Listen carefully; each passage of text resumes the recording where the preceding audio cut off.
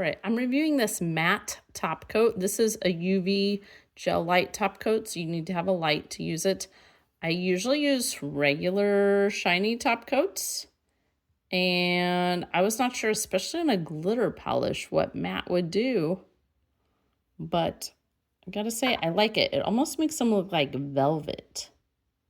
This is a silver cat eye, but yeah, it almost makes it look like velvet compared.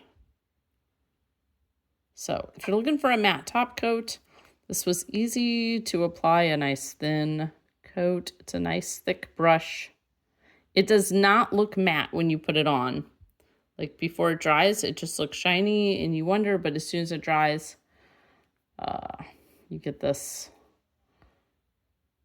nice top coat. And over glitter, I really think it makes it look like velvet. Fun, different than what I normally do, shiny. But if you're looking for something a little less shiny but still nice looking, yeah, try this matte top coat. It's a nice big bottle, 16 milliliters. That's bigger than most of your bottles that I get. Hope this helps you know if it's something you want to buy.